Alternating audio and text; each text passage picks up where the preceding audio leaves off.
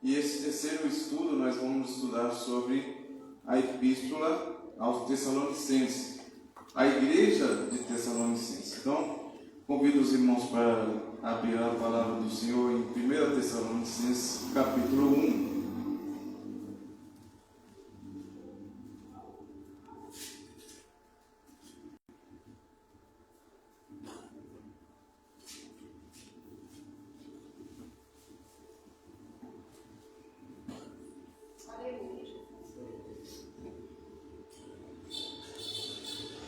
Tessalonicenses capítulo 1, eu vou ler. Após a leitura, os irmãos podem assentar e a gente dá continuidade ao ensino. Paulo e Silvano e Timóteo, a igreja dos Tessalonicenses, que está em Deus, o Pai, e no Senhor Jesus Cristo. Graça e paz de Deus, nosso Pai, e do Senhor Jesus Cristo.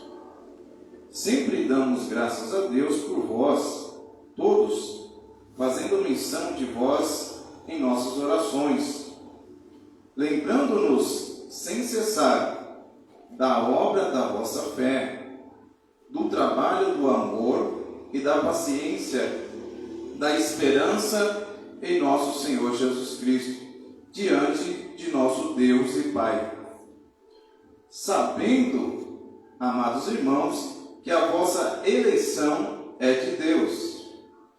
Porque o nosso Evangelho não foi a vós somente em palavras, mas também em poder no Espírito Santo, e em muita certeza, como bem sabeis que tipo de homens fomos entre vós por vossa causa.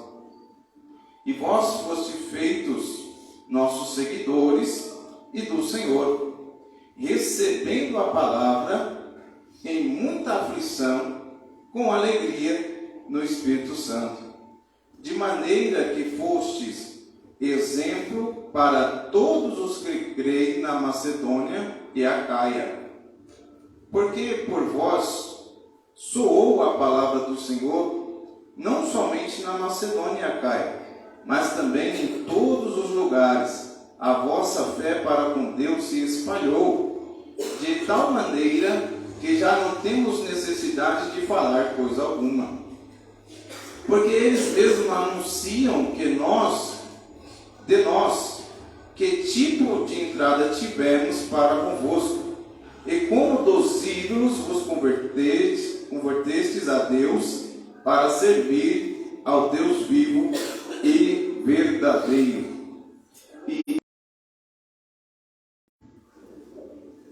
Deus grandioso e poderoso, aleluia.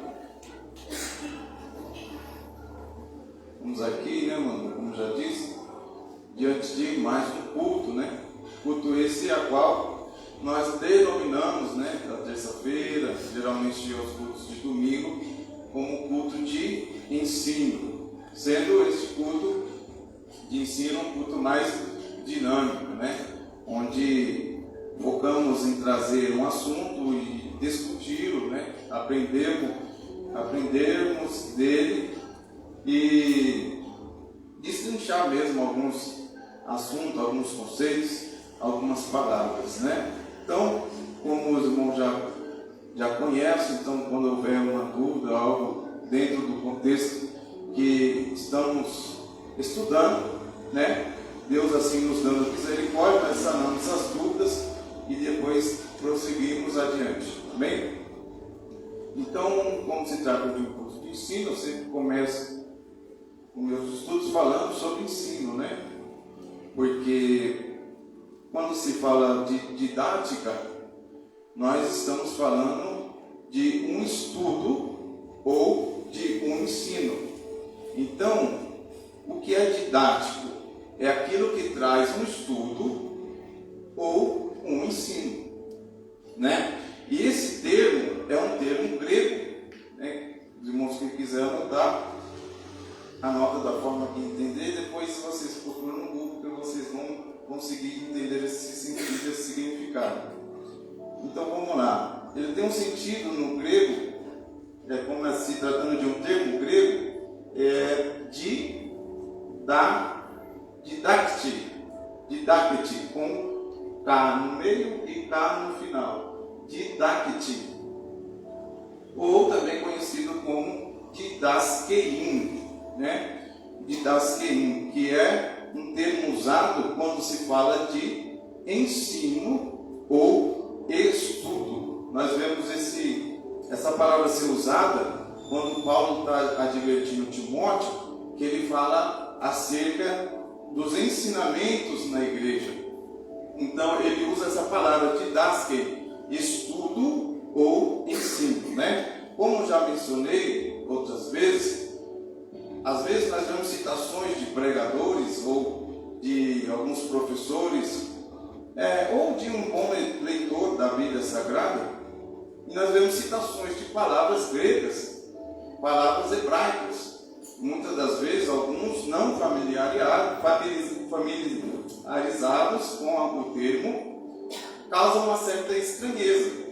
Mas não se devia causar. Por quê? Porque o Antigo Testamento, nós sabemos que não foi escrito na nossa língua original, foi escrito em hebraico, traduzida para a nossa linguagem pelos tradutores da Bíblia Sagrada. Assim também o Novo Testamento foi escrito em grego. Então, quando a gente usa alguns termos, procurando saber mais da palavra na sua etimologia, etimologia é o que dá o significado das palavras.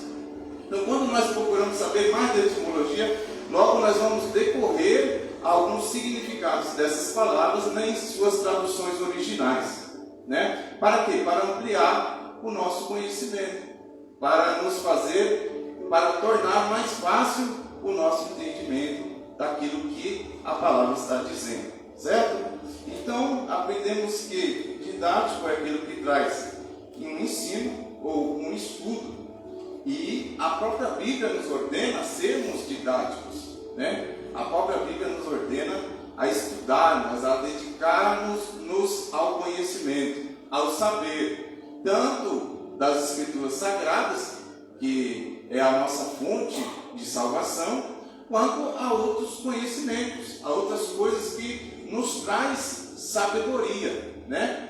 Achamos a sabedoria na palavra, né? E o princípio da sabedoria é o temor a Deus. Então nós temos a palavra como a fonte de nossa sabedoria, mas também não somos impedidos de ter acesso a outros conhecimentos, né? E a Bíblia nos orienta dessa forma. Provérbios 23, 12, enquanto o outro lê Provérbios 22, 17 e 18. Aleluia. Encontrar, pode ler. Provérbios 23, 12. Aplica a disciplina no teu coração, e os teus ouvidos as palavras do conhecimento. Então a Bíblia está nos orientando a aplicarmos a disciplina, né? Aplicarmos ao conhecimento, né? Aplicarmos, está dizendo, a se pôr a esse conhecimento, a se dedicar a receber esse conhecimento, e quando recebê-lo, se dedicarmos a extrairmos isso também, a colocarmos isso como uma ação externa, não só reter para nós, mas sim sermos mensageiros deste conhecimento, distribuidores deste conhecimento. Então, Provérbios 22, 17 e 18. Inclina teus ouvidos e ouves a palavra do Santo. Aplica o teu coração a minha ciência, porque as coisas suaves, e se guardares na tua estranha, se aplicares todas elas aos teus lábios. Então, o conhecimento, ele é suave, e nós devemos guardarmos internamente, né? Que nos será uma dádiva, nos será uma esperança para nós e para alguém que precisar desse conhecimento, que precisar de uma instrução, né? Ser sábio não é só ter conhecimento. Ser sábio é você saber fazer uso do conhecimento nos momentos que há necessidade dele. Não adianta eu ser sábio, eu ter conhecimento e não saber quando aplicar esse conhecimento, e não saber quando aplicar essa sabedoria. Então, a Bíblia está nos instruindo a termos e sabermos transmitir em momentos oportunos, amém?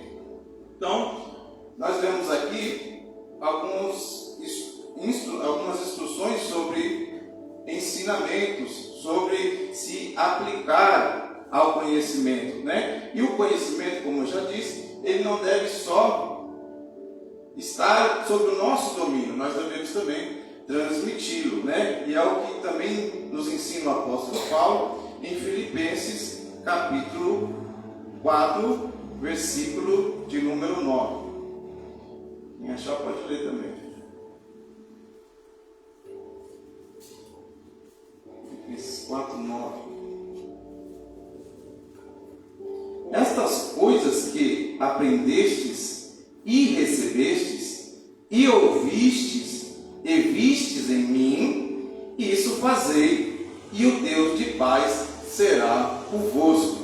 Ele está dizendo, aquilo que vocês aprenderam, aquilo que vocês ouviram, não fique só no conhecimento de vocês, né? Passem adiante, e o Deus de paz será com vocês. Ele falou, da forma que vocês se dispuseram a aprender, Deus te fará ensinar. Aleluia. Recebe esta palavra. Da forma que você se dispuser a aprender, Deus te fará ensinar. Aleluia. Glória seja dada ao nome do Senhor. Então, devemos aplicar, né? Também devemos semear esse conhecimento, como aqui foi lido na parábola do semeador, em Mateus capítulo 3. E este é o propósito do Evangelho. E assim agiu a igreja de Tessalonicenses. Quando nós lemos aqui no primeiro capítulo, Paulo está louvando o zelo desses irmãos por terem recebido a palavra do Senhor. E muito ficou ele maravilhado, quando não obstante eles receberam a palavra, como também eles transmitiram a palavra que eles receberam. Estão entendendo agora? Então, o tema que eu coloquei aqui, para nós destrinchar no decorrer desses estudos sobre a igreja de Tessalônica, eu coloquei a igreja de Tessalônica, um exemplo de fé e perseverança. A igreja de Tessalônica foi feita um modelo de igreja para as demais igrejas. Imagina só, um pastor chegar diante de um rebanho e ter o privilégio de dizer aos demais rebanhos, às demais pessoas, que sejam como esta igreja, que sejam como este rebanho. É de um orgulho e uma alegria tremenda, é de uma honraria muito grande para quem preside, para quem dirige, para quem instruiu esta igreja. Assim também, quando nós instruímos alguém, e esse alguém cresce, é produtivo no ministério e começa a propagar aquilo que ele foi instruído de forma clara, a trazer mais pessoas, a fazer com que a igreja do Senhor cresça, né? Seja uma igreja expansiva por sobre a terra, que pessoas e mais pessoas sejam salvas pela ministração dessa pessoa, pelo conhecimento dessa pessoa. Aquele que o instruiu certamente vai ficar maravilhado em dizer: esta pessoa esteve sob os meus cuidados, essa pessoa foi minha filha na fé, foi meu filho na fé. Essa pessoa eu tive o privilégio de dar e ver ela dar os primeiros passos, de dar as primeiras doses, de dar as primeiras alimentações. Porque tem coisa, meus irmãos, na igreja, que nossos líderes, eles no mínimo têm que nos dar uma luz. Eles no mínimo têm que nos mostrar o caminho para que nós buscamos como nós vamos seguir esse caminho. eles nos dão uma luz. Tem coisas que é só um vislumbre que a liderança pode fazer por nós. Porque tem coisa que vai caber a nós a busca. Vai caber a nós o aprofundamento. Entende? Nem todo mundo tem que ser um expert em teologia. Por exemplo, Paulo aos irmãos, aos hebreus, ele deu a comida rotineira, que era o Senhor Jesus Cristo, este morto, crucificado, ressurreto, e que era o sumo sacerdote a qual todos que o reconheciam tinham o privilégio de se achegarem a Deus, de alcançar a salvação. Então ele queria entregar a esses irmãos muitos outros assuntos, ao ponto que ele fala na Epístola aos Hebreus, eu falo apóstolo Paulo, porque eu acredito que ele é o autor aos Hebreus, mas há uma distinção de algumas pessoas que dizem não ser Paulo o autor da Epístola aos Hebreus, amém? Então ele chega a orientar esses irmãos de forma até meio que irado e dizer: vocês, meus irmãos, já eram para ser mestres, e eu ainda tenho que tratar vocês a ponto de Ló. Eu ainda tenho que falar para vocês os princípios básicos da fé. Entende? Enquanto a igreja de Tessalonicenses, a Bíblia diz aqui que era uma igreja que, tanto quanto recebeu com entusiasmo a palavra, transmitiu. E foi a igreja mais curiosa ao que se diz respeito dos assuntos polêmicos da palavra, quanto ao arrebatamento e quanto à escatologia. Eles queriam mais, eles queriam receber mais, eles queriam conhecer mais. Né? E Paulo tinha mais para mostrar para esta igreja, como ele mostrou. Às vezes tem pessoas que vão receber só o maná diário, só a porção diária. Ela não vai ampliar o seu entendimento, o seu conhecimento, a sua busca. E isso não é responsabilidade da liderança.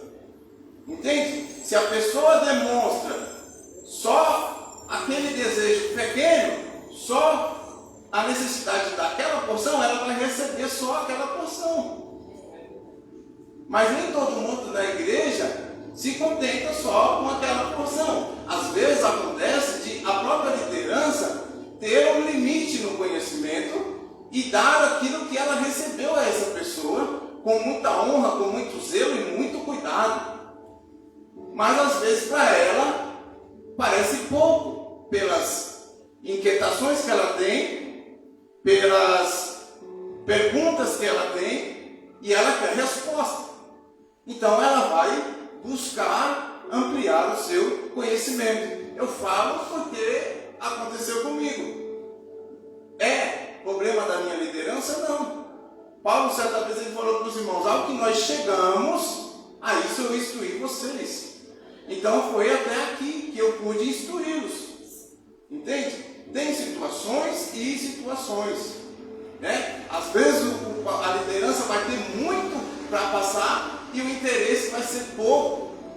E às vezes a liderança vai ter um conhecimento limitado, fazendo com que os irmãos queiram mais, né? Aí tem vezes que tem que ter que dar uma freada, porque às vezes a pessoa é nova convertida, às vezes esse assunto, a mente dela ainda não está preparada para receber, entendeu? Então, às vezes essas pessoas carecem de um apacentamento mais particular.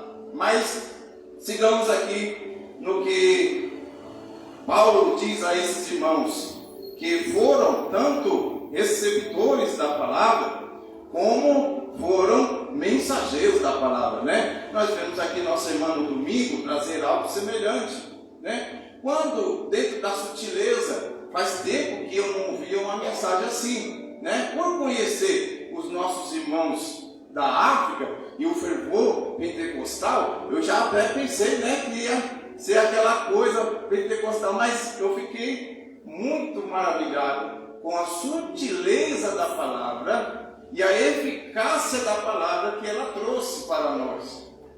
Que eu mesmo saí daqui pensando, falei, meu Deus, eu saí daqui pensando, vivendo de lembrança. Eu falei, meu Deus, quando eu evangelizava na rua, quantas almas eu ganhei no hospital, quantas almas eu ganhei em biqueira, em lugares hostis, transmitindo a palavra do Senhor, me deu saudade, me fez refletir a minha ocupação como membro da igreja. Acredito que não só eu, mas muitos irmãos aqui saíram com essa reflexão. Entendeu? Porque às vezes, eu estou fazendo o que aqui? Tal entra aqui, sai aqui, ou às vezes só fica para mim. E como ela falou, amanhã estou aí de novo, a paz do Senhor Jesus.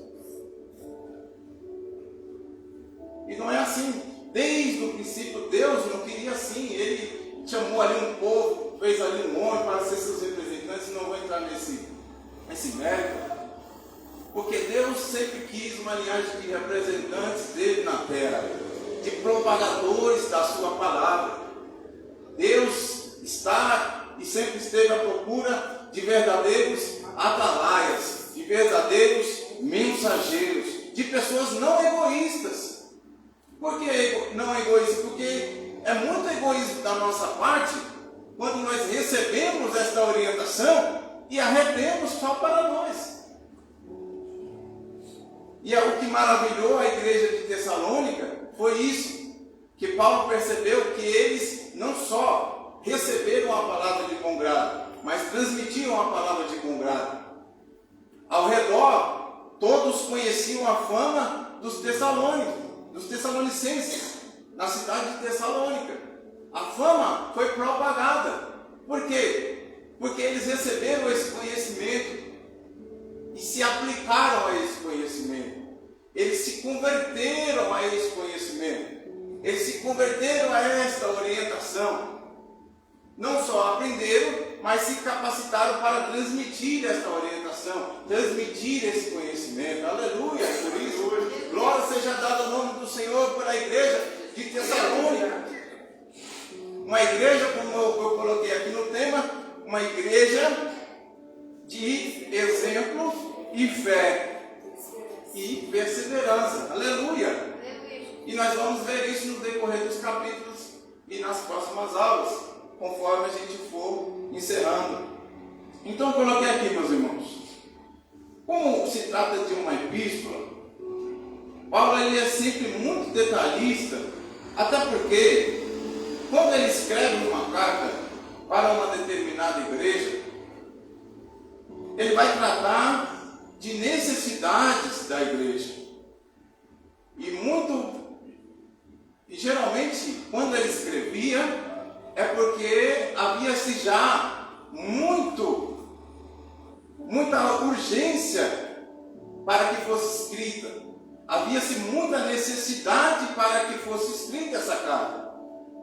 Cada epístola de Paulo e as demais epístolas nos tempos bíblicos eram epístolas para dar instrução, né? Até mesmo nos campos de batalhas era se usado esta ferramenta, esta epístola, esta carta, para trazer uma informação, para trazer um conhecimento, para dar uma instrução, para dar uma informação aos seus destinatários.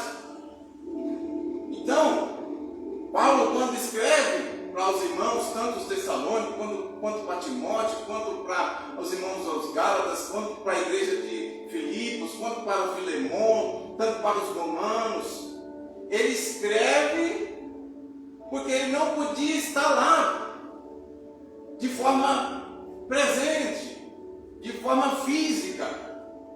Então ele vai usar do recurso que ele tem, que é a carta.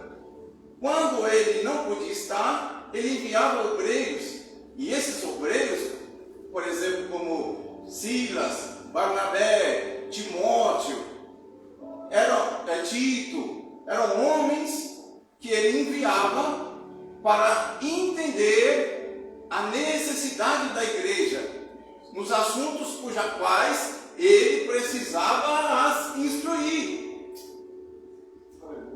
Então, quando ele escrevia essa epístola, essa carta, já era, a maioria das vezes já estava numa situação alarmante quanto a questionamentos, quanto a sua ausência,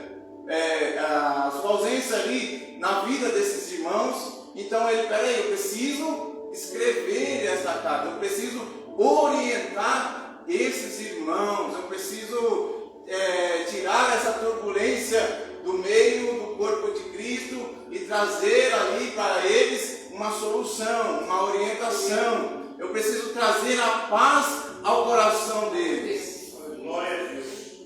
Então ele vai fazer isso muito bem instruído pelo que ele recebeu do Senhor e debaixo da autoridade do Espírito Santo. Por isso que quando ele começa a carta, ele diz aos irmãos: quando eu fiquei com vocês, eu não cheguei aí sem que não houvesse uma manifestação do poder do Espírito Santo no meio de vocês, do poder do Espírito Santo dentro da minha vida.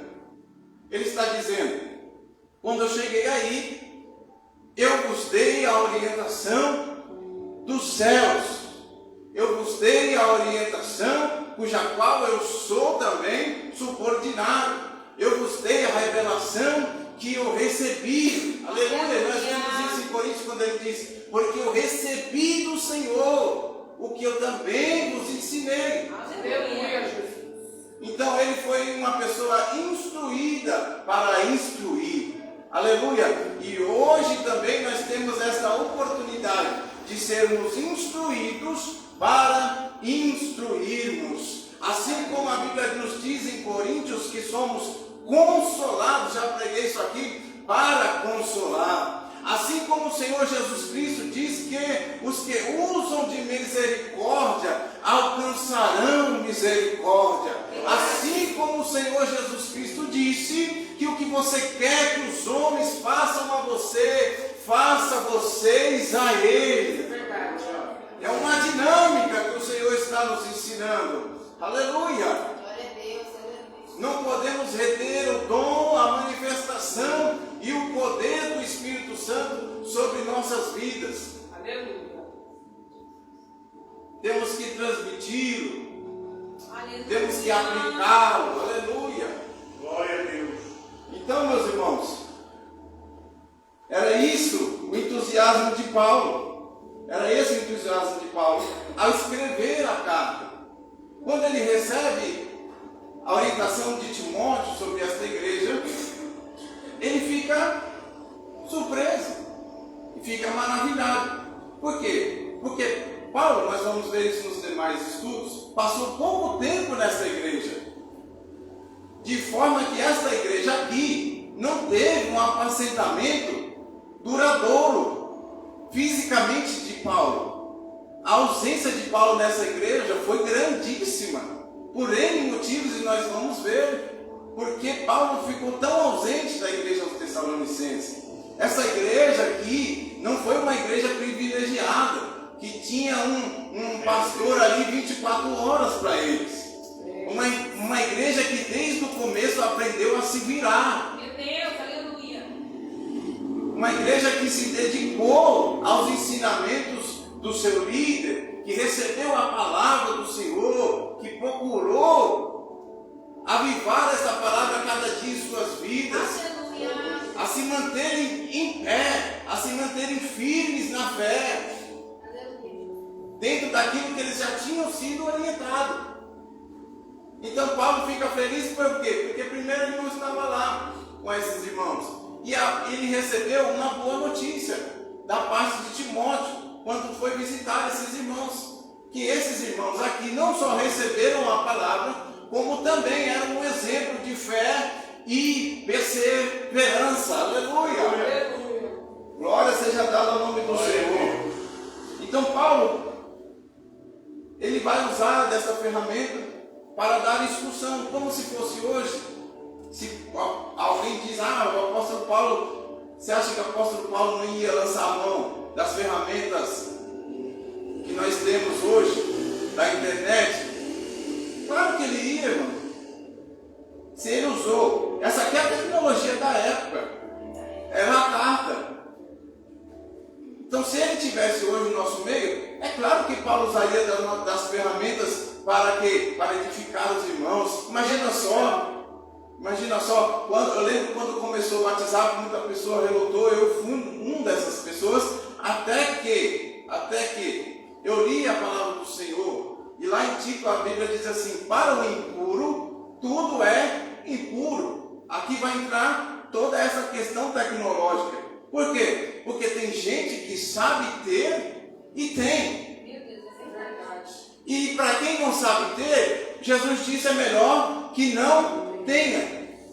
Por quê? Porque as coisas ruins estão, a maldade está nas coisas? Não, e sim nas pessoas. Porque ele fala: para o impuro tudo é impuro. Ele está dizendo, uma pessoa que já é impura, Meu Deus, é verdade. ela vai ver impureza em tudo. E onde está o problema? Nas coisas ou nela? Nela. Ela é uma pessoa impura. Ela é uma pessoa maldosa. Dela vem os pensamentos ruins. Nela está a pecaminosidade. Então, para essa pessoa, Jesus disse assim: ó, melhor você entrar no reino do céu sem a mão, sem o braço. Ou seja, para você é melhor você não ter. Mas quem sabe ter, tenha. Paulo ensinou isso para nós aos Filipenses: ter tudo como que não possuindo nada. Ele está dizendo: não deixa se controlar pelas coisas, mas controle as coisas. Não seja um subordinado à tecnologia. Não seja um subordinado ao dinheiro. Não seja um subordinado à ganância. Pelo contrário, domine-as. Se você sabe dominar, então você consegue ter, irmão. Aleluia, é verdade. Se eu não sei ter uma televisão na minha casa, eu não posso ter uma televisão na minha casa. Porque eu vou usar a televisão para aquilo que está fraco dentro de mim. Se eu não sei ter um aparelho celular, eu não posso ter um aparelho celular. Se eu não sei ter internet, eu não posso ter internet. Se eu sou impuro, tudo será impuro. Jesus disse que o que contamina não é o que entra, e sim aquilo que... Porque é o que está dentro de nós que traz a pecaminosidade. Entendeu agora? Então esse homem, se tivesse vivo, claramente ele usaria dessas ferramentas. E a ferramenta tecnológica da época era a epístola. E o que é uma epístola? Vamos ter tempo para falar, por isso que é bom um pouco de ensino, que a gente pode tratar desses assuntos assim paralelos também. Uma epístola, prefixo. Epístola, a palavra composta por um prefixo e um substantivo. Por exemplo, qual é o prefixo? Epi. E qual é o substantivo? Estola. Então nós estamos tratando de um prefixo e de um substantivo. O que era uma estola? Era uma manta. E o prefixo epi, o que ele queria? Ele quer dizer quando ele vem antes do radical. Vou explicar isso aqui. Epi, só esse prefixo, na língua original, quer dizer por cima. Então, quando nós viemos esse prefixo epi, nós logo temos o entendimento de algo que está por cima, ou que é colocado por cima. E o substantivo estola, que é uma manta. O substantivo é uma palavra, é a forma da qual nós chamamos as coisas. Então, o que é uma estola? É uma manta. Agora eu vou explicar. O prefixo é o que vem antes do radical. Vamos lá. O prefixo é adicionado na frente do radical, entende? Então, se eu tenho aqui um prefixo epi, Qual é o meu radical? Estola, manta, né? Então o prefixo ele é adicionado na frente. Quando você vê uma palavra que tem um prefixo adicionado na frente, logo a função desse prefixo é mudar o significado dessa palavra. Ela vai mudar essa palavra, ela vai formar uma nova palavra. Então vamos lá. O prefixo, ele forma uma nova palavra, dando um significado diferente. Agora vamos entender o que é o radical. Já o radical é o núcleo da palavra. É o que vai definir o significado. Vamos ver alguns exemplos na nossa língua? Por exemplo, a palavra pré-ocupação. Nós temos um prefixo, que é o pré, e temos o radical, que é ocupação. Todos nós sabemos, se eu falar aqui, qual é o significado da palavra ocupação, o sentido. Todos nós sabemos o sentido dessa palavra ocupação. Nós sabemos o significado da palavra ocupação. Nós sabemos quando usar essa palavra ocupação. Mas quando eu coloco o prefixo pre na frente, aí eu formo outra palavra. Por quê? Porque eu já não tenho mais só a palavra ocupação. Eu tenho a palavra preocupação. E qual é o radical? É essa aqui, ó, ocupação. Mas quando o prefixo entra na frente, ele dá um outro significado. E nós sabemos que preocupação é uma pessoa ou alguém que se antecipa em se ocupar. Está vendo? Ocupação, nós já sabemos que é a condição da pessoa. Se eu falar agora não dá, estou ocupado, você vai entender. Agora se eu te falar para você, eu estou com uma preocupação, você vai entender que isso não é presente, que isso é algo que está por vir ainda. Então o significado é que eu estou me ocupando em uma coisa que ainda vai acontecer. Então vamos ter outros exemplos aqui. Por exemplo, infeliz. Infeliz. Qual é o prefixo? In. E o radical, feliz. Né? Todos nós sabemos o significado da palavra feliz. Mas quando o prefixo vem antes da palavra feliz, o prefixo in vem antes da palavra feliz, forma uma nova palavra, infeliz, e logo dá um novo significado. Nós sabemos que infeliz é antifeliz, é o contrário de feliz. É uma pessoa que não tem felicidade, né? Mas felicidade nós sabemos que é uma pessoa alegre, contente, né? Uma pessoa que tem contentamento. Essa é o radical da palavra feliz. Mas com o prefixo in, nós temos outra palavra e temos outro significado. E para fechar aqui, imoral, né? Imoral é uma pessoa que é contrária à moral. Imoral é uma pessoa que não tem condições morais para falar de determinados assuntos, né? Então o prefixo muda, o prefixo muda, forma uma nova palavra e muda o significado. Então por isso que quando nós estamos ministrando, a gente usa uma palavra e outra, como eu já disse, muitas delas do grego no Novo Testamento. Então a gente precisa, é interessante a gente conhecer essas etimologias para a gente descobrir. Porque se eu falar só para você, a epístola, já traduzi, a epístola de Paulo aos irmãos tessalonicenses, você vai entender que é uma carta, né? Porque nós entendemos hoje, devido ao contexto nosso, devido às mutações que essa palavra sofreu, que uma epístola hoje é a própria carta. Mas na época não era assim. Na época, ele queria dizer por cima, e estola era uma manta. E o que é isso? Era como essas cartas chegavam ao destinatário. Aleluia, Jesus. Ali tinha algum boi, eles colocavam as estolas, né, por cima do boi, e ali nas franjas dessa manta tinha umas espécies de bolso que eles usavam para transferir, para, como posso dizer, na palavra, enviar para fazer com que essas cartas chegassem aos seus destinatários. Era o correio da época, aleluia. Então quando você fala epístola, agora você já vai saber que epístola é uma manta que era colocada sobre o animal de carga, com franjas ali, uma espécie de bolso, onde se era colocada a carta para chegar aos seus destinatários. Amém? Glória a Deus. Então vamos lá. Então, se tratando de uma carta, a gente pode debulhar bem, né, esses assuntos. E interessante também, que eu acho que nem vai dar tempo. Que hora que é aí? Meu Deus. Está no terceiro parágrafo.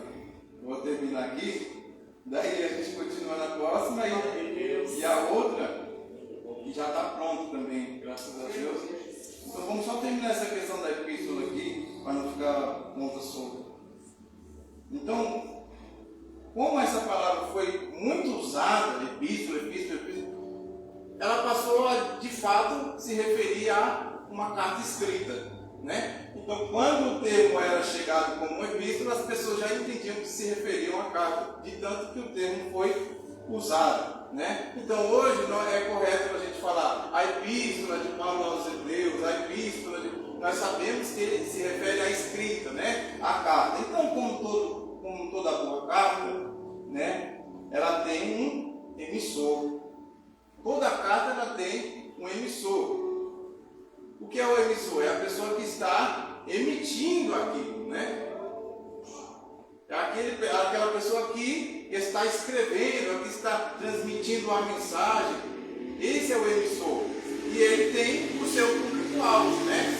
Quando se trata da comunicação, é chamado de receptores. Mas quando nós estamos tratando de carta, é chamado de destinatários. Então, todo emissor ele tem um destinatário. E o que são os destinatários? São as pessoas que vão receber a sua mensagem, né? Então, o emissor, ele, por si, um emissor que se preza, ele tem que ter em sua carta, primeiro, ele tem que ter uma data na sua carta.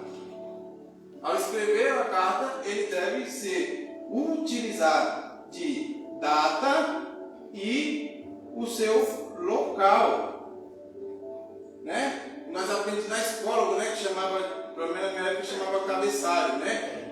13 de abril de 2000, não sei o que, é o cabeçalho, né? Então era a data e o local, da onde o emissor está inserido, da onde ele está transmitindo essa carta, né? Então ele tem que primeiro colocar nessa carta a data e se identificar. Por quê? Para que as pessoas saibam quem está escrevendo, quem está falando, quem está dando a orientação. Então, todo emissor ele precisa se identificar, ele precisa datar a sua carta, né? Ele precisa identificar também, essa carta precisa ter também o endereço a qual ela deve chegar, né? Então, o interesse dos destinatários, não só do emissor, quanto do destinatário. Porque se eu entregar uma carta para você, para entregar para alguém, primeiro a pessoa não vai saber quem escreveu, porque eu não coloquei quem sou e de onde sou. E se eu te entregar sem um endereço, você não sabe para quem entregar. Então, Paulo, sabendo disso, como um bom escritor, ele sempre colocou essas coisas, sempre fez uso dessas ferramentas textuais para escrever as cartas aos irmãos, né? Então ele sempre se identificava, como nós vimos aqui no primeiro versículo. Paulo e Silvano e Timóteo, ele não está somente se identificando, como também está identificando os demais irmãos que estão presentes quando ele estava redigindo essa carta. Ele diz Paulo e Silvano e Timóteo. Quem é o destinatário? Qual é o endereço, Paulo? A igreja dos Tessalonicenses que está em Deus, o Pai, no Senhor Jesus Cristo. Então ele tem um endereço para que essa carta chegue. Então todo o emissor ele vai se ocupar em datar e identificar as suas cartas e ter um endereço para qual essa carta precisa chegar, né? Então Paulo, nós vemos que ele se identificava, né? E logo no começo toda a carta ela tem algo chamado vocativo. ou saudação inicial. E o que é? É antes de você lançar o assunto principal, você vai trabalhar a forma em que você vai abordar essas pessoas. Percebe isso? Paulo é muito zeloso quanto a isso. Né? Paulo ele não escreve aleatoriamente. Paulo ele não sai falando aleatoriamente, tagarelando, sendo uma pessoa redundante, não. Paulo ele é sempre preciso nas suas cartas. Então, ele vai colocar aqui o vocativo. O que é o vocativo? É a saudação inicial. Então, nós vamos ver a saudação inicial e eu paro e a gente continua depois. Toda carta ela tem o vocativo, né? Que é a saudação inicial. É a forma que você vai começar tal assunto, correto? E Paulo, ele tinha um vocativo inerente dele, que você vai ver em todas as cartas que ele escreveu, exceto a carta aos Hebreus. Vamos ver? Primeiro ele vai dar o vocativo, e o vocativo deste homem é sempre muito caloroso. Só o vocativo de Paulo, meu irmão, já nos encoraja, já encorajava a igreja, e nos encoraja também quando nós lemos. Por quê? Porque eu vou explicar. Uma coisa, hoje para nós, a paz do Senhor Jesus virou um mero cumprimento, coisa que não era na igreja primitiva. A paz do Senhor Jesus é coisa séria. A paz do Senhor Jesus não é um mero cumprimento. E ele, quando entrava no seu vocativo, ele sempre era muito zeloso em dizer aos irmãos: graça e paz do Senhor Jesus. E o nosso Deus e Pai. Todas as cartas de Paulo você vai ver esse vocativo, independente da situação que ele está passando. Como nós vamos ver, teve situação que Paulo escreveu estando preso, que foi as cartas que nós denominamos cartas da prisão: Filipenses, Colossenses, Filemão e Efésios. Mas você não vai ver ele começar a carta: irmão, o negócio aqui está estreito, o negócio aqui está difícil, hoje eu apanhei do guarda. Não, ele chega e começa a sua carta: a graça e a paz de nosso Senhor Jesus Cristo. E aí ele vai cativar os irmãos. Peraí, o homem está preso e ele vem falar de uma graça e de uma paz. Que ele isso parece brincadeira. Preso com uma graça e uma paz interior, que não só se mantinha com ele, mas ele também a transmitia. Aleluia! Você começa, não tem como. Aleluia, Jesus. Você pegar uma carta dessa e você saber quem está escrevendo, né? Porque ele se identificou, todo mundo conhecia ele.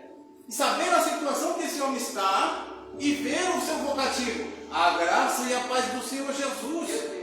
Tinha gente ali murmurando por coisas inferiores, por coisas que não davam uma unha do que esse homem enfrentou. E estava enfrentando, em muitas situações ele estava enfrentando.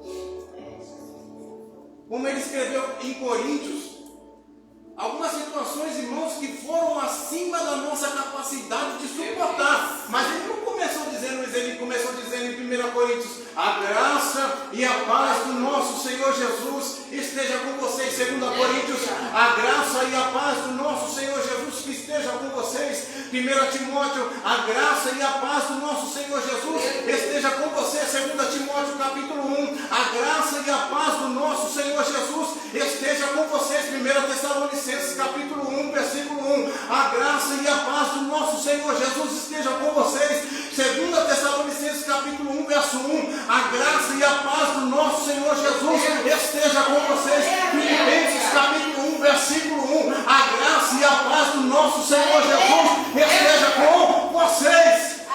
Colossenses, 1 Colossenses 1, verso 1: a graça e a paz do nosso Senhor estejam com vocês. 1 Romanos 1, verso 1: a graça e a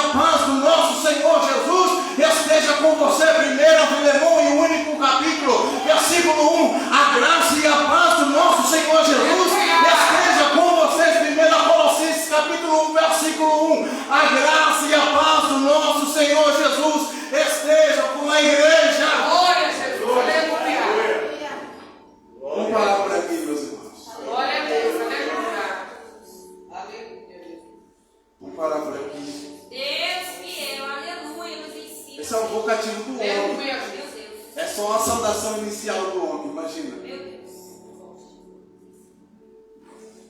E às vezes a gente. E eu vou falar na próxima aula, era para encerrar hoje, mas não deu tempo, então na próxima a gente fala dessa paz. A próxima aula nós vamos falar desta paz. Tá bom? Então aqui já quero agradecer por que chegou a nós até o dia de hoje. Que a glória seja dada ao nosso Senhor e Salvador Jesus Cristo. Aleluia, Jesus. E assim eu agradeço a minha oportunidade. Glória a Deus. Aleluia. Orar? Querido Deus Todo-Poderoso,